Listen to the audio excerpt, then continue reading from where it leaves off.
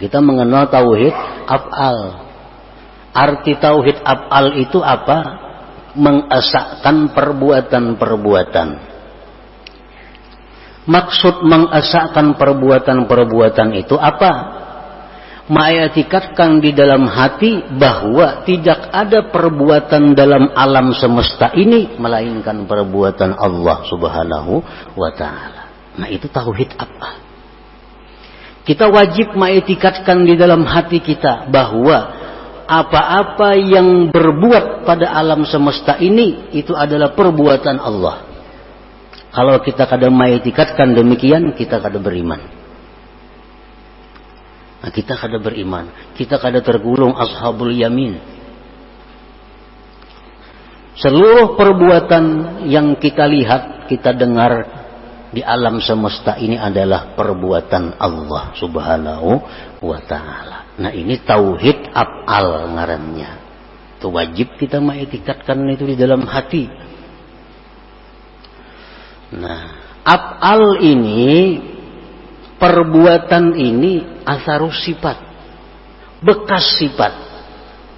Perbuatan itu adalah buahnya sifat. Dari sifat timbul af'al. Kita melihat tukang begitu pandai membangun sebuah bangunan, itu af'al tukang pada zahirnya.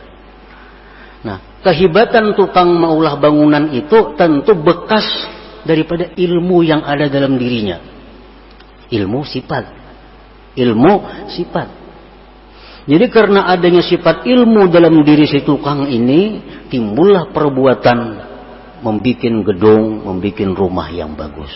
Nah, jadi af'al itu adalah keluarnya di sifat.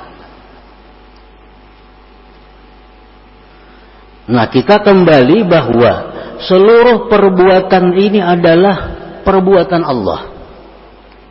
Seluruh perbuatan adalah perbuatan Allah. Dan perbuatan Allah itu, fi'il Allah itu bekas dari sifat Allah. Bekas dari sifat Allah. Dan sifat Allah itu banyak. Sifat Allah banyak. Tetapi kesimpulan dari banyaknya sifat Allah itu dibagi dua. Ada sifat Allah yang dinamakan Al-Jamal, ada sifat Allah yang dinamakan Al-Jalal. Al-Jamal ini artinya keindahan, keelokan. Seperti apa sifat-sifat yang dalam kelompok Al-Jamal ini? Sifat pengasih, penyayang, pecinta, pemelihara, pemberi, pemaaf, pengampun. Itu sifat-sifat keindahan, keelokan. Yang kedua dinamakan sifat Al-Jalal, sifat kebesaran. Dalam kelompok sifat kebesaran ini, Allah itu maha menyiksa, Allah itu maha memudaratkan, Allah itu maha menggagahi, Allah itu maha perkasa. Nah, ini kelompok sifat Al-Jalal. Jadi seluruh perbuatan-perbuatan yang ada kita lihat ini, itu kada lepas daripada antara dua. Bisa Al-Jalal, bisa Al-Jamal. Bisa keelokan, bisa kebesaran. Nah, para muhibbin rahimakumullah. Kalau kita melihat manusia, nah, manusia ini orangnya penyayang, pemaaf, tutur katanya lembut, dikawani nyaman, dikawani kada susah membahas. Nah, ini adalah bekas daripada jamal, keindahan Allah.